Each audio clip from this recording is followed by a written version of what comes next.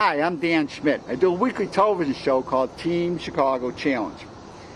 My website is teamchicago.tv, teamchicago.tv. But to contact me, my email is teamdan45@gmail.com.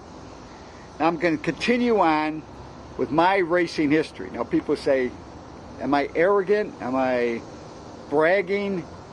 No, somebody should tell the story of what was racing starting in 1970, and we're going to go all the way through my racing history, 50 years. The reason I'm telling the story, because a lot of people don't understand motorcycle racing, have no knowledge of motorcycle racing, and it also tells how great the economy was. So when we're talking in the 1980s, who was president? Ronald Reagan. The economy was booming. The average 20-year-old had disposable income.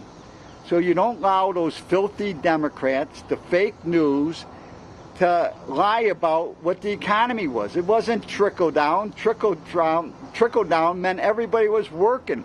Everybody had money. Guys were going racing.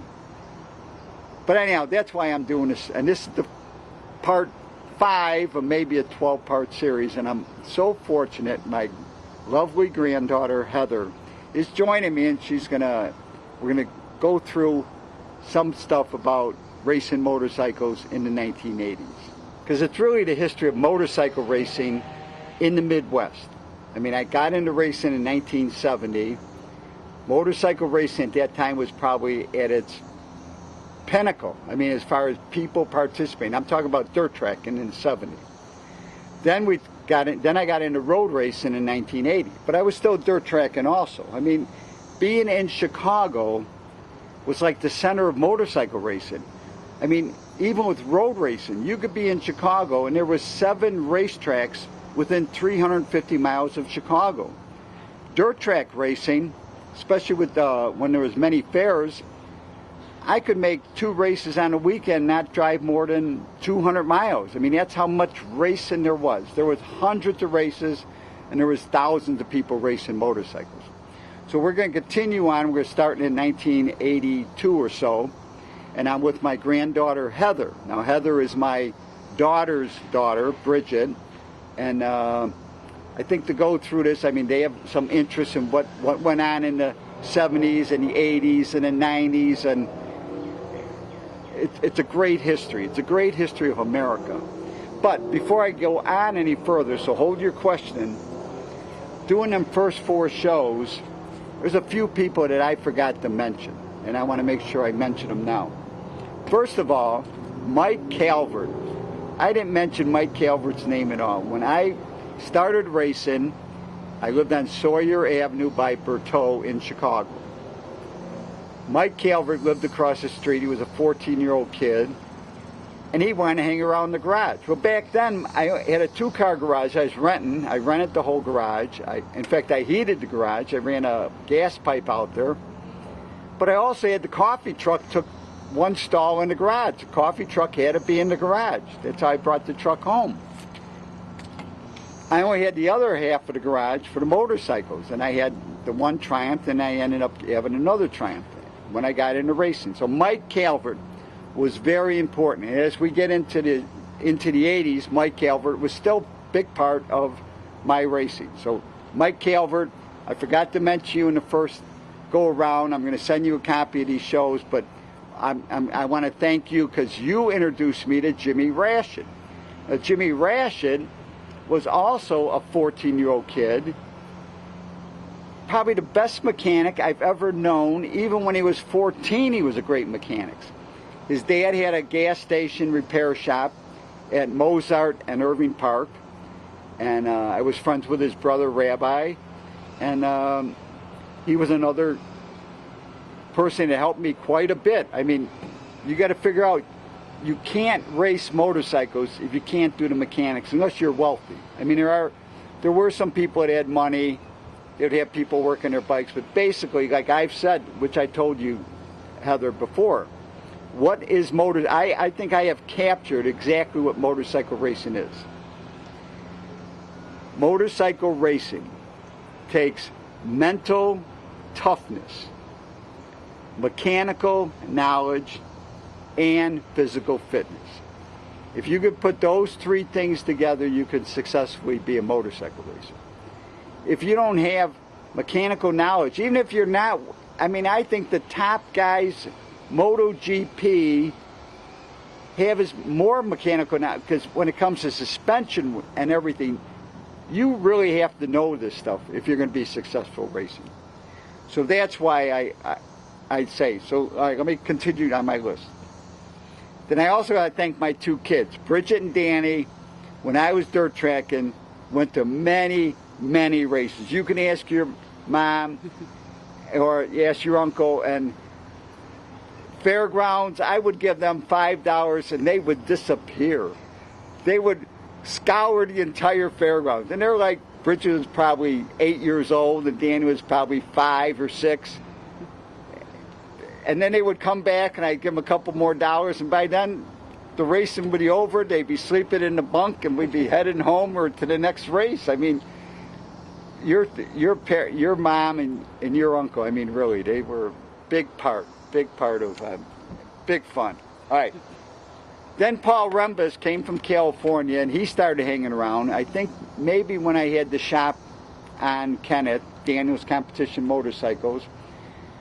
Then we got, and I feel terrible about this. There's one guy that came in and helped. I remember the name Gary, I can't remember the last name. I asked Paul Rembus. Now Paul, he came along and he wanted to do the tuning on my two-stroke. Now Paul Rembus, talking to Scott Bagnack, said his name was Charlie Alton. Well, I talked to Jimmy Ratchet and that name has no meaning to us. Now if I'm wrong, whoever you are that helped me with them 360 Yamahas, helped me with the tuning. And when I talk about tuning a two-stroke, we're talking about a two-stroke engine works on fuel being taken in, the fuel taken in under the piston. As the piston comes down, it forces the fuel to the top of the piston comes back up, and then it explodes with spark. But it's every stroke you got power. That's what a two-stroke is. To make power with a two-stroke, it's the whole configuration of those ports. And he came in and had knowledge, because I think he came from hydroplane racing. And people that race hydroplanes are big two-stroke people. These are the little one-man hydroplanes with a two-stroke engine, where basically it's the propeller in the water and the hydroplane flies over the water. That's what hydroplane, but they're real two-stroke freaks. Scott Bagnack, stock pipe, remember I showed you the thing with the Scott pipe on the bike? He was the pipe guy, and he started making pipes for me. So at Santa Fe Speedway, so I want to make sure all those people are thanked. Then Gary or whoever did that, contact me, teamdan45@gmail.com. teamdan45@gmail.com. That's the best way to contact. And anybody's watching this, I like hearing your comments. Then Don Good came by. He was hanging out at the bike shop. Not that he ever raced, but he went to a couple races and helped out. Rich DeWayne, I met through A Cycle World. In fact, he was road racing with us at Road America. Bob Van Skyke, HUD, Jim Boeing, Jack, who was a service manager, Ronnie Schneider, all from A Cycle World. Ronnie Schneider did all the work on them OSAs. My first year as a novice, I blew that OSA motor up, took out the cases. We had to get a new set of cases. We got them as fast. I missed 2 weeks of racing, but Ronnie got that motor back together again. All those people, not that, now I had to pay for that work, but all those people were instrumental in my racing. So I want to make sure I mention them all. Basil Proskin, the owner of A Cycle World. The ultimate Mr. Character. I can tell stories about Basil, but he was always supportive of me. He let me buy that first OSA. He kept the fiberglass, he kept the rear wheel, and gave me that bike for $400. So, and always sponsored me. That's why my race bike now, Triumph, still has A Cycle World on it. Midwest Triumph gave me a little bit of help, not enough. Tommy Collins was a mechanic and a racer at Midwest Triumph. he was a friend, but I can thank him a little bit, but he wasn't really.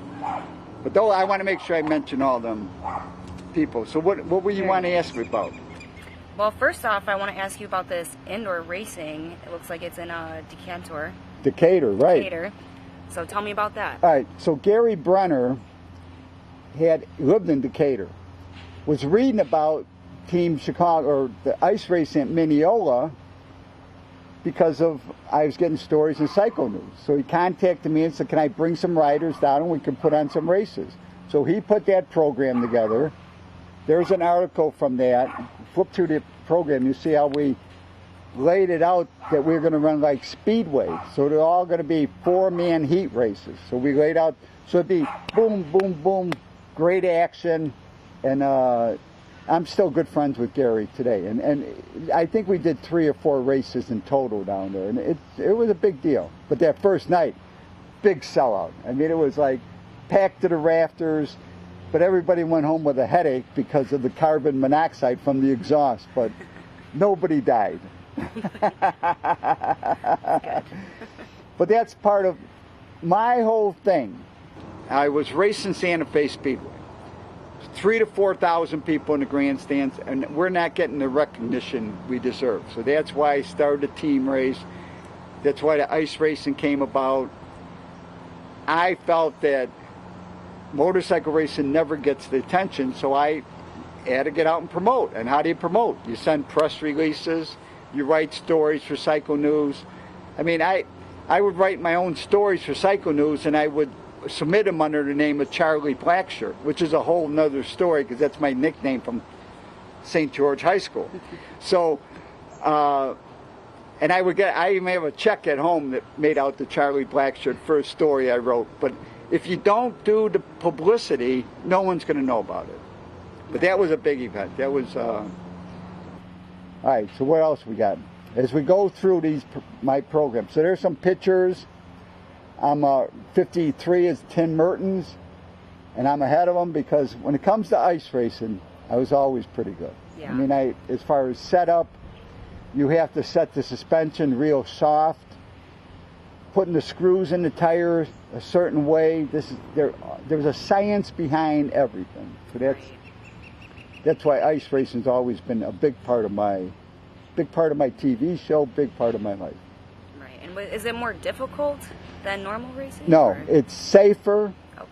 Ice racing, 99% of the time, you fall down, you slide out.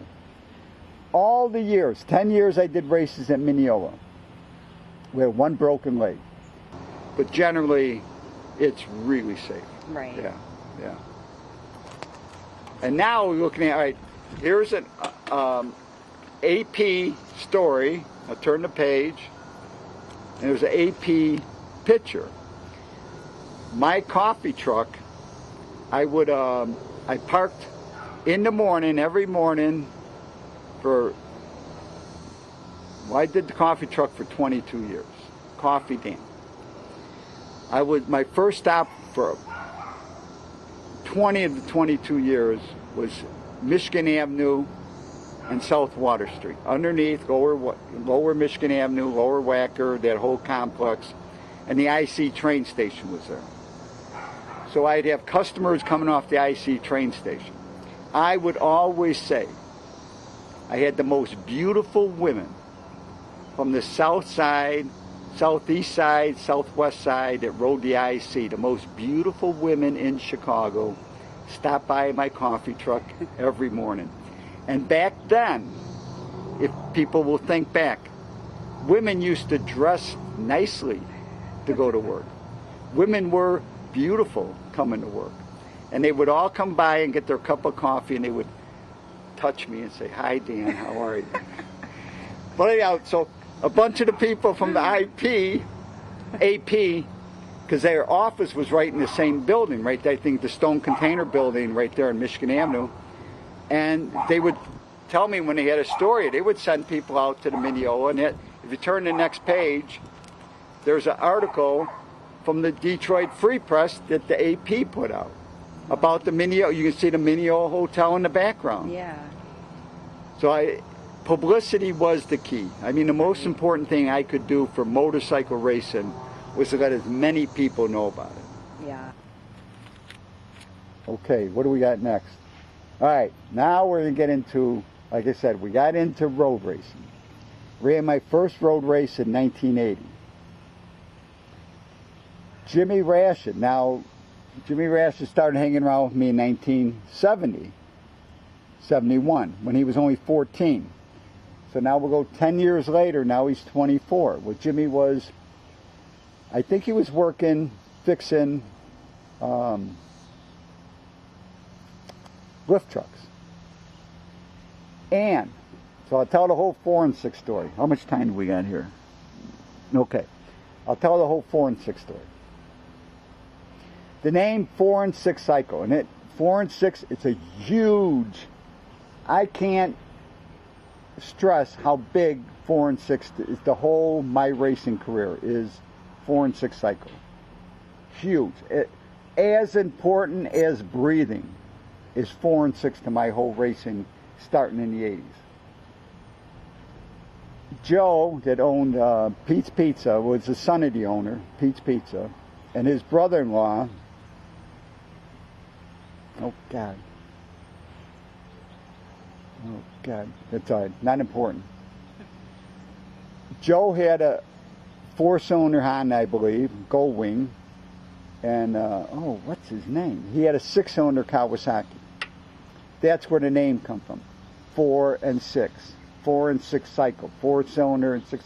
And they wanted to work on touring bikes and custom touring bike stuff. And they opened up a shop on Elston Avenue by Drake. Well, what's his name? But anyhow, he was a tuck pointer also, and he split. Left his Joe's sister high and dry and went to Texas. So now Joe's holding the bag of this motorcycle shop, and he's running a pizza place. So he asked Jim Rashid to join him at 4 and 6. But anyhow, Jimmy became full partner with Joe at 4 and 6. Jimmy also had the Seika. So there's a picture of the Seika. Mm-hmm. He wanted to go drag racing. He had this one guy do the head. So this is when you're really now getting into really making horsepower. What makes an engine really make horsepower compared to a stock engine? Well, you got to get in there and start doing head work, get the better flow, right, increase the compression. These are all things where you want to know what a real race shop is. I mean, I don't pretend to be Mr. Mechanic. I'm a pretty good mechanic. I can take my Triumph engine apart, I can put it back together again, I can take the head off, Jimmy, like I said, he was great. He really knew engines. He really knew electronics, everything about engines. So he built the Seika and wanted to go drag race. We went to the drag strip twice. We're treated like crap at the drag strip. I think I told that story before. I went down the strip, he had wheelie bars, maybe 11 seconds, 10 seconds. I said, Jimmy, this is terrible. We need to go road race this bike. I'm the one that turned Jimmy to look at road race. I mean, 4 and 6 Cycle in the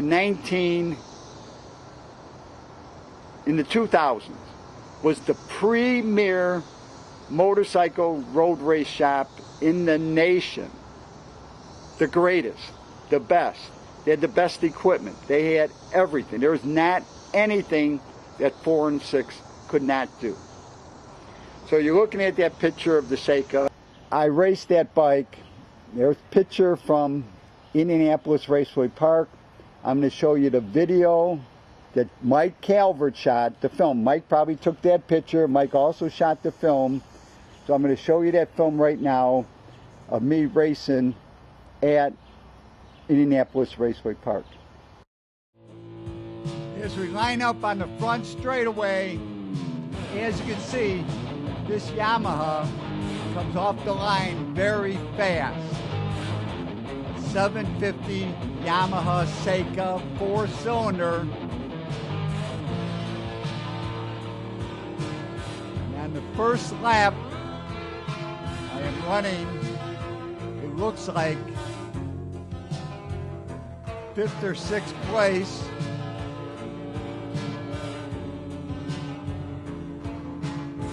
Jim Rashid built a very fast motor, the 750 Seika, but it did have a drawback. It did have a shaft drive. Yamaha was not interested in racing this model. It was basically Jim Rashid, Ed Hilton, Mike Calvert, and I were building Yamaha's first superbike. This film was shot by my good friend, Mike Calvert. Mike Calvert also shot that picture. As I run through the carousel at IRP, Indianapolis Raceway Park, under the grandstands and down the drag strip. But at this point, I was learning how to road race. We were learning how to make this bike go around the racetrack properly.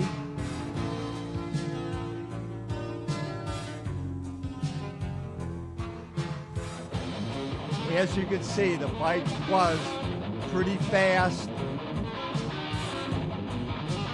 This was probably a GTO race. It was a race that ran on Saturday. It'd be 1 hour long.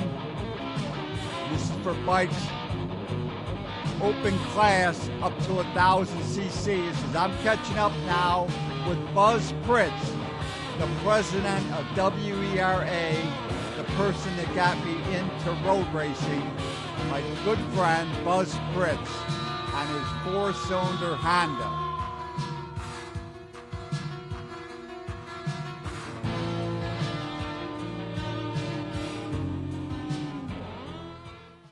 So, Grandpa, it looks like you're road racing here. So at that point, were you still dirt tracking? Yeah, I see. I'm one of the guys that tried to do everything. So I would still run Santa Fe Speedway. Santa Fe Speedway was still professional racing. Right. And I felt at that time my future would have been better road racing. Right. Okay, so let's turn the page. And there was another picture of me racing Santa Fe. Was at 82? Yep. Yeah, Right. 82. So I'm just racing the, I think that's probably Paul Rembus. So Paul Rembus is hanging out. He also was dirt tracking. Paul Rembus was greatly involved with the ice racing, setting up the track at Mineola. He had friends. He was living in Zonia, Wisconsin at that time. He had local kids that were hanging out. They would come down and help set up the track. Can't forget Al Bloom. Linda Bloom would help him with the track at Mineola. So I had all kinds of people helping me. But I did still run Santa Fe Speedway. 1983, Lamb's Farm, Amateur National Race, Reno Mayanori, because I think one of his children was in Lamb's Farm. Lamb's Farm is for mentally challenged people. And he was out there with a real camera. And I'm like, what is this? And he shot, and I have the footage. I'm going to show you the footage of what we shot. He had me come into the studio in Highwood, and I did the voiceover, and that's my first TV production.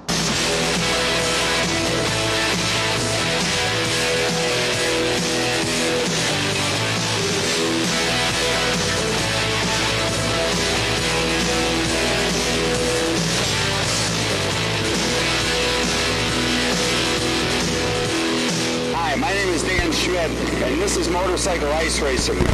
We're out here at the Lambs of Libertyville for the Yamaha-sponsored AMA Amateur National Championship. Today we're going to be running motorcycles and sidecars. The motorcycles will be 250 cc's up to 750 cc's, and we're also going to be running two semi-pro classes, which will be the 250 class and the 500 class. Going into the first corner is Frank Seacoy from Pontiac, Michigan. John Fletcher is running second, and he's a Waukegan rider. Now you can see them trying to jack you around, getting a position, but they got to watch out for the outside of the corner number 4. You can see they're still moving around with position. Nobody's got dominance yet.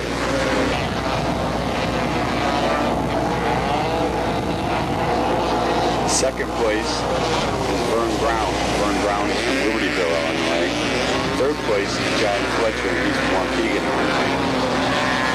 And I think we're going to see Dan Crawford run away with this race today. He's got a good drive coming out of the corner. 1 lap to go. Dan's got the style to win this thing. Got a battle going on for second. Number 2 moving up. Oh, riders down. 2 riders down, but they look to be okay. Now let's check out the action with the side hacks. 0 to 600 cc's. You can see some real fast action with these guys. The man on the side, which they call the monkey, he hangs off the bike in the corners to set the weight up on the inside so the bikes don't tip over. And then down the straightaway, he gets up so that they put the traction on the rear wheels. So he's got to be real acrobatic in order to win this thing. In first place, we've got Bill Barber and Jim Brimley. Bill's from Goodrich, Michigan, and Jim is from West Bend, Michigan. They're riding a number 3 machine, which is a Rotax, which is also marketed under the Harley-Davidson name. And these guys really got the track dialed today. They got a clean-looking motorcycle, sidecar rig, and they're really going. Second place is Todd Newell and James Newell, and they're from Boston Lake, New York, and Valley Fall, New York. Bill Barber and Jim Brimley, both out of Michigan. And here they get number 1 in the under 600 class sidecar. And we're going to end right there. Heather, thank you. Thank you for, were you learning something? Is this? Always, of course. Yeah? Very interesting. You having stuff. fun? Yeah, I'm always having fun with you, Grandpa. Always. All right, well, that's it. Tune in next week and we're going to continue on. Thank you, Heather, and for everybody that was involved with my racing that helped out. For more information on Lamb's Farm in Libertyville, Illinois, it's lambsfarm.org. To get a hold of Wera, it's WERA.com.